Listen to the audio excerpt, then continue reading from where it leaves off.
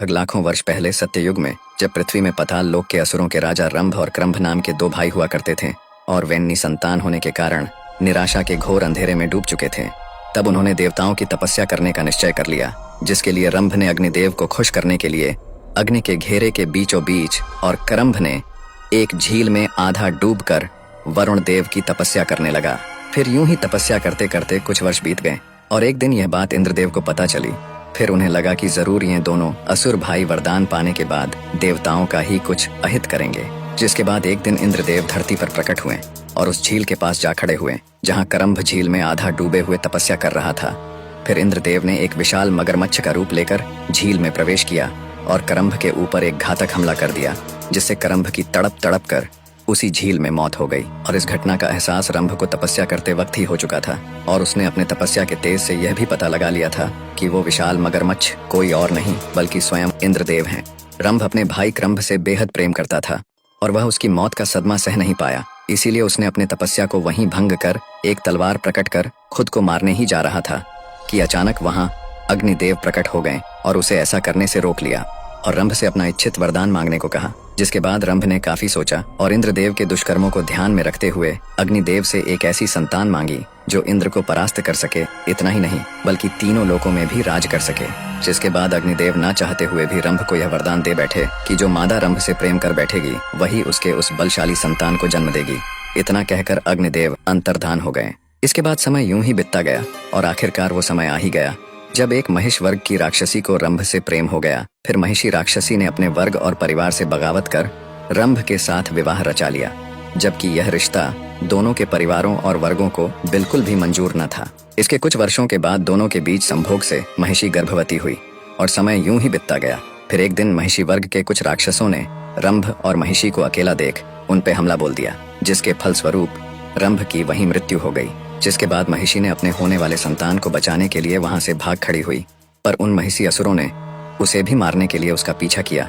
जिसके बाद महिषी भागते भागते यक्षों के अधिकार क्षेत्र में पहुंच गई, जहां पहुंचकर महिषी ने कुछ यक्षों को सारी बातें बताई। जिसके बाद यक्ष महिषी की रक्षा के लिए वहीं खड़े हो गए। फिर कुछ देर बाद वे महिषी राक्षस वहीं पहुंच गए। जिसके बाद यक्षों और महिषी राक्षसों के बीच युद्ध शुरू हो गया और इस युद्ध में यक्षों ने उन महिषी राक्षसों को मार गिराया, साथ ही महिषी को सुरक्षा प्रदान करने का जिम्मा भी ले लिया।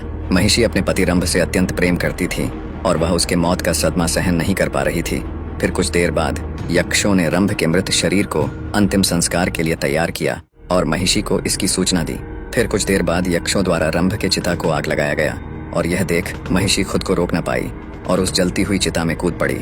जिसके बाद रंभ के साथ साथ महिषी भी उस चिता की आग में समा गई और खुद का जीवन समाप्त कर लिया। कुछ देर तक यूं ही चिता की आग जलती रही, लेकिन कुछ देर बाद उस चिता की अग्नि ने एक भयंकर रूप ले लिया। जिसके बाद उस चिता की अग्नि में से एक बेहद बलवान और पहाड़ जैसा दिखने वाला असुर बाहर निकला, जिसे देख सभी यक्ष घबरा गए। वह इस सृष्टि का पहला ऐसा असुर था जिसे खुद के और अपने लक्ष्य के बारे में सब कुछ पहले से ही पता था और वह असुर कोई और नहीं बल्कि बलशाली महिषासुर था। फिर कुछ देर बाद उसी जलती हुई चिता से दोबारा एक भयंकर विस्फोट हुआ और उसी चिता में से एक दूसरा असुर भी बाहर आया और वो असुर कोई और नहीं बल्कि स्वयं रंभ था, जो कि पुनर्जन्म लेकर दोबारा लौटा था और इस जन्म में वह रक्त बीज था और यह सब रंभ के द्वारा किए गए अग्निदेव के तपस्या का ही प्रभाव था। इसके बाद रक्त बीज ने महिषासुर को पाताल लोक चलने की बात कही, जिसके बाद महिषासुर ने साफ साफ मना कर दिया। उसने तपस्या और सारी सिद्धियां हासिल करने के बाद ही पाताल लोक में कदम रखने का प्रण लिया।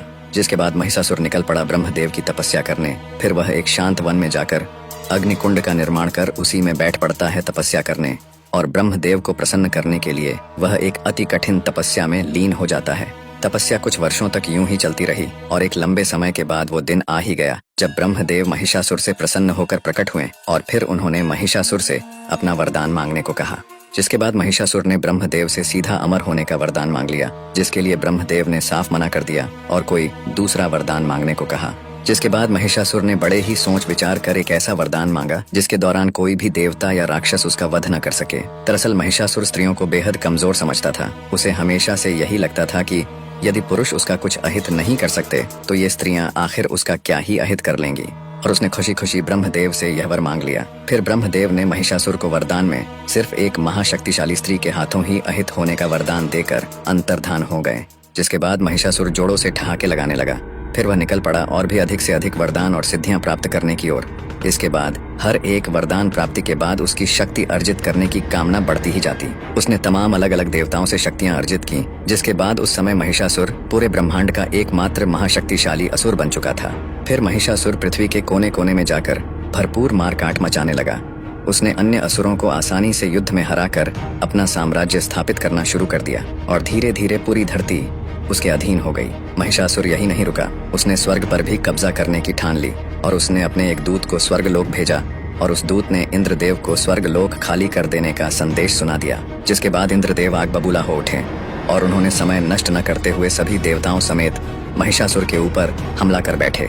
जिसके जवाब में महिषासुर ने देवताओं को मुंह तोड़ जवाब दिया और देवताओं को वापस स्वर्गलोक भागने पर मजबूर कर दिया और देवता महिषासुर से आसानी से हारकर स्वर्ग वापस आ गए। लेकिन देवताओं का पीछा महिषासुर से इतनी आसानी से छूटने वाला नहीं था, क्योंकि महिषासुर ने भी बिना समय नष्ट किए देवताओं के पीछे पीछे स्वर्ग पहुंच चुका था और स्वर्ग पहुंचते ही वो अपने असुर सेना के साथ देवताओं पे टूट पड़ा।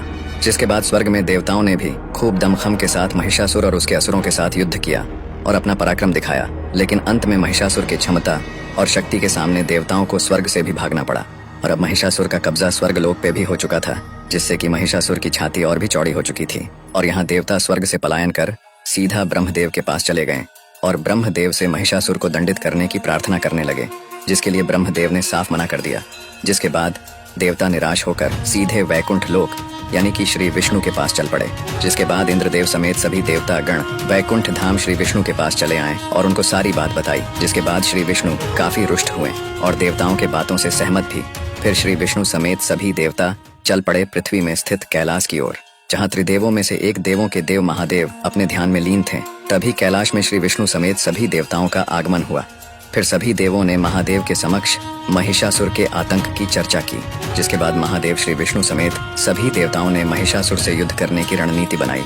पर युद्ध से पहले देवताओं ने महिषासुर को स्वर्गलोक से अपना आधिपत्य छोड़ देने की सूचना भिजवाई, जिसे कि महिषासुर ने ठुकरा दी। जिसके बाद महादेव श्री विष्णु समेत सभी देवता निकल पड़े स्वर्गलोक की ओर, जहाँ की महिषासुर स्वर्ग के सिंहासन में स्वर्गपति बनकर विराजमान था। साथ ही महिषासुर ने भी होने वाले युद्ध का अनुमान लगा ही लिया था। जिसके बाद उसने भी युद्ध की तैयारियां करनी शुरू कर दी और देखते देखते स्वर्ग पे देवताओं का आगमन शुरू हो गया। सभी देवताओं का नेतृत्व श्री विष्णु कर रहे थे, यहाँ तक कि महादेव भी युद्ध में हिस्सा लेने देवताओं के साथ स्वर्ग पहुंच चुके थे।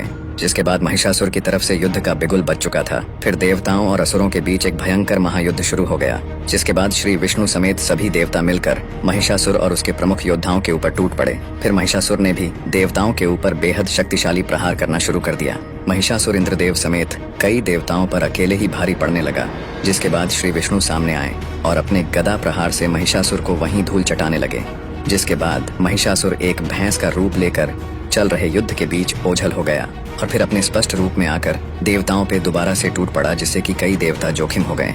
और यहाँ महादेव अपने त्रिशूल से महिषासुर के आसुरी सेनाओं को मिट्टी में मिलाते जा रहे थे।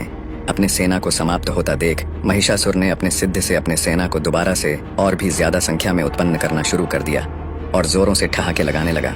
यहाँ महादेव श्री विष्णु और अन्य देव महिषासुर के सेनाओं को हर बार समाप्त करते जाते और महिषासुर हर बार अपने सेना को पहले से भी अधिक संख्या में उत्पन्न करता जाता। काफी समय तक ऐसा ही चलता रहा। जिसके बाद महादेव और श्री विष्णु महिषासुर पे काफी ज्यादा क्रोधित हो उठे और अपने महाअस्त्रों त्रिशूल और सुदर्शन चक्र को महिषासुर पे छोड़ दिया।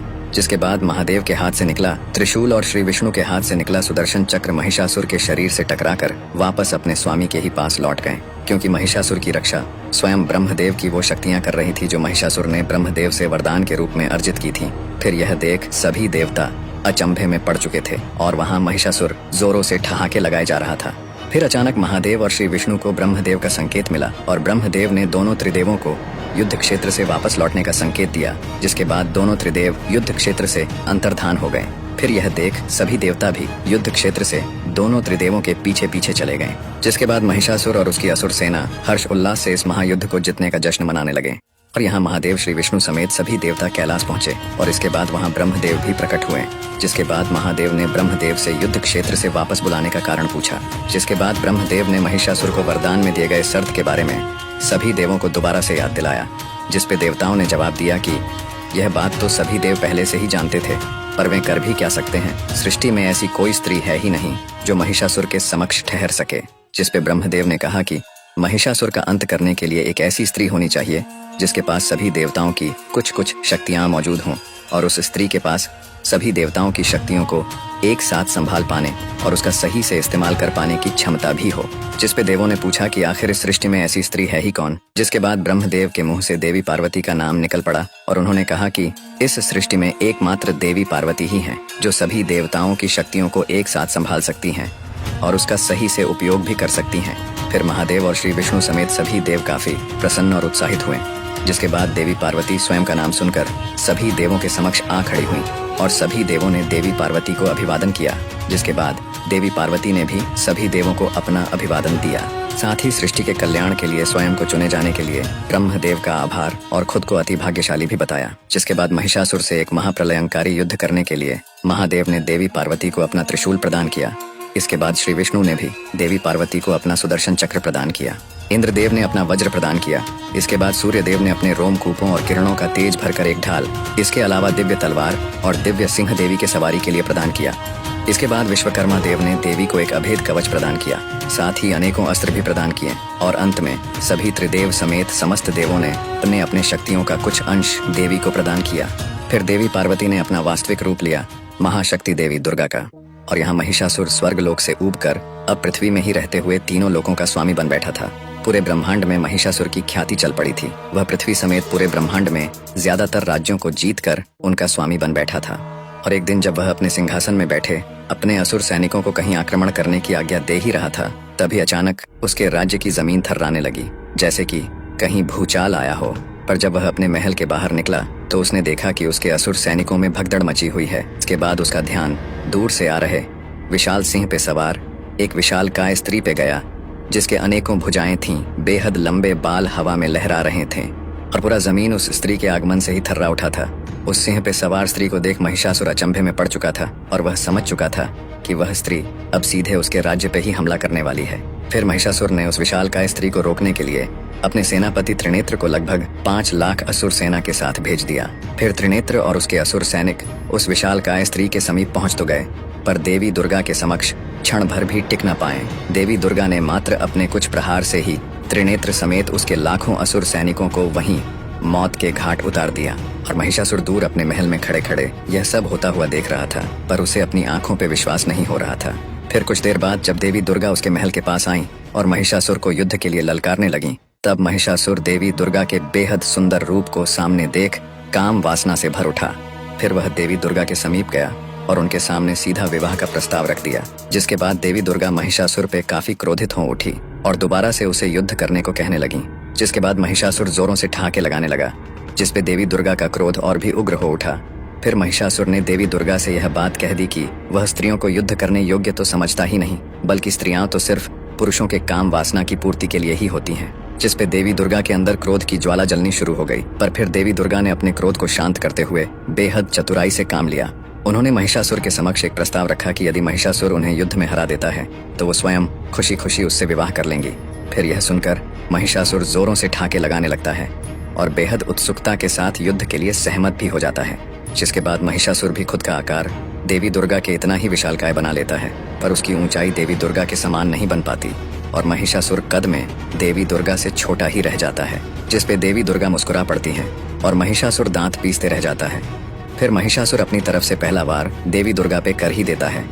वह देवी दुर्गा पे अपनी आंखों से बेहद घातक रोशनी से लगातार वार करता जाता है, जिसे देवी दुर्गा अपने ढाल से रोकने लगती हैं। फिर देवी दुर्गा अपने ढाल से महिषासुर के वार को रोकती हुई उसके ऊपर दिव्य अग्नि का प्रयोग करती हैं, पर दिव्य अग्नि से महिषासुर को कुछ खास नुकसान नहीं पहुंचा पाती। जिसके बाद देवी दुर्गा अपने तलवार से महिषासुर पे एक तेजदार वार करती हैं, जिससे कि उसका कंधा घायल हो जाता है। फिर महिषासुर देवी दुर्गा का ध्यान भटकाने के लिए अपने सिद्ध से लाखों असुरों को उत्पन्न कर देवी दुर्गा को युद्ध में व्यस्त कर देता है। इतनी बड़ी संख्या में असुर सेना को हथियारों सहित एक साथ में सामने आता देख देवी दुर्गा ने एक जोरदार गर्जना भरते हुए अपने सिंह में सवार होकर उन लाखों असुरों पे टूट पड़ी और यह महायुद्ध होता हुआ पूरा ब्रह्मांड बड़ी उत्सुकता के साथ देख रहा था। देवी दुर्गा ने तेज गति में दौड़ते हुए सिंह में बैठे बैठे ही अपने तलवार और सुदर्शन चक्र से असुरों का संहार करने लगी। इतनी विशालकाय महावीरांगना को देख पूरी असुर सेना कांपते हुए पीठ दिखाकर तेजी से भागने लगी। पर देवी दुर्गा ने किसी को भी भागने नहीं दिया, बल्कि सभी का संहार कर अशांत युद्ध भूमि को पूरी तरह से शांत बना दिया। जिसके बाद पूरे शांत युद्ध भूमि में हर जगह सिर्फ धूल ही धूल उड़ने लगे थे। फिर देवी दुर्गा उस धुंधले पड़े युद्ध भूमि में महिषासुर को ढूंढने लगी, पर महिषासुर कहीं भी नजर नहीं आ रहा था। पर अचानक महिषासुर ने देवी दुर्गा के पीछे से आकर एक तेजधार दिव्य तलवार से उनकी भुजाओं पर वार कर दिया, जिससे कि देवी दुर्गा कुछ हद तक घायल भी हो गईं। और देवी दुर्गा ने क्रोध में आकर उसके पीछे सुदर्शन चक्र को लगा दिया। फिर महिषासुर ने सुदर्शन चक्र को चकमा देने के लिए भैंसा का रूप ले लिया, जिसके बाद सुदर्शन चक्र महिषासुर को कहीं भी न पाकर वापस देवी दुर्गा के पास लौट आया। इसके बाद देवी दुर्गा महिषासुर को फिर से उस धूल से धुंधले हो चुके युद्ध के मैदान में ढूंढने लगी, लेकिन महिषासुर उन्हें कहीं भी नजर नहीं आ रहा था। फिर देवी दुर्गा ने अपने सिंह को महिषासुर को ढूंढने के लिए लगा दिया। समय यूं ही बीतता गया और फिर सिंह ने अचानक भैंस का रूप लिए महिषासुर को ढूंढ ही लिया और उस पर हमला बोल दिया। पर भैंसा का रूप लिए महिषासुर के समक्ष सिंह ज्यादा समय तक टिक नहीं पाया और उसने सिंह को अपने जोरदार टक्कर से घायल कर दिया। सिंह की पीड़ा गर्जना सुनकर देवी दुर्गा फुर्ती के साथ वहां चली आईं और सिंह को सहलाने लगी। पर सिंह ने देवी दुर्गा पे ही हमला कर दिया, क्योंकि दरअसल वह सिंह कोई और नहीं बल्कि सिंह का रूप लिए महिषासुर ही था। जिसके बाद देवी दुर्गा अति क्रोधित हो उठी और महिषासुर पे त्रिशूल लेकर कूद पड़ी। पर महिषासुर अपने माया से अचानक वहां से गायब हो गया। यूं ही युद्ध होते होते लगभग 9 दिन बीत चुके थे और अब देवी दुर्गा महिषासुर के साथ साथ अपने सिंह को भी ढूंढने लगी। महिषासुर के छल कपट से देवी दुर्गा अति क्रोधित अवस्था में पहुंच चुकी थी। उनका क्रोध चरम सीमा में था और इसी बीच देवी दुर्गा ने अपने सिंह को मूर्छित अवस्था में देखा। उसे देखते ही देवी दुर्गा समझ गईं कि ये उनका अपना सिंह ही है। फिर देवी दुर्गा सिंह की तरफ आगे बढ़ ही रही थी कि दूसरी तरफ से महिषासुर भैंसा का रूप लिए तेजी से देवी दुर्गा की तरफ दौड़ता चला आया और महिषासुर ने अपनी पूरी ताकत लगाकर देवी दुर्गा को बड़ी तेजी से पीछे की तरफ धकेलता हुआ काफी दूर लेकर जाने लगा। यहाँ तक कि एक विशालकाय चट्टान को भी ध्वस्त करते हुए महिषासुर देवी दुर्गा को काफी पीछे की तरफ धकेलता ही गया। ऐसे ही धकेलते हुए वो देवी दुर्गा को लिए काफी दूर पहुंच गया। पर फिर अचानक देवी दुर्गा ने अपना संतुलन बनाते हुए महिषासुर को वहीं रोक दिया। इसके बाद महिषासुर ने काफी जोर लगा लिया, पर देवी दुर्गा को तनिक भी हिला ना पाया। फिर देवी दुर्गा ने अपने जोरदार मुक्कों से महिषासुर के पीठ में वार किया, जिससे महिषासुर जमीन में गिर पड़ा और कराहने लगा। फिर देवी दुर्गा ने अपने पैरों से उसे पलटकर उसके छाती में त्रिशूल से वार कर दिया। इसके बाद महिषासुर जोरों से कराहने लगा। फिर वह रोने भी लगा और देवी दुर्गा से क्षमा भी मांगने लगा और उसने यह भी मान लिया कि एक स्त्री को कमजोर समझना उसकी सबसे बड़ी भूल थी और अपने सभी करतूतों के लिए देवी दुर्गा से क्षमा की उम्मीद करने लगा। जिसके बाद देवी दुर्गा करुणा से भर गईं और महिषासुर को एक आशीर्वाद दे दिया कि भविष्य में देवी दुर्गा यानी स्वयं के साथ साथ महिषासुर को भी पूजा जाएगा। जिसके बाद महिषासुर तड़प तड़प कर देवी दुर्गा के हाथों उद्धार पाने की कामना करने लगा। जिसके बाद देवी दुर्गा ने उसके कामना को पूरा करते हुए अपने तलवार के एक ही वार से महिषासुर का सिर धड़ से अलग कर दिया। फिर तमाम देवी देवताओं ने देवी दुर्गा के ऊपर फूलों की वर्षा कर दी, क्योंकि पूरा ब्रह्मांड महिषासुर के आतंक से मुक्त हो चुका। अगर माँ से प्यार करते हैं तो इस वीडियो को ध्यान से देखें।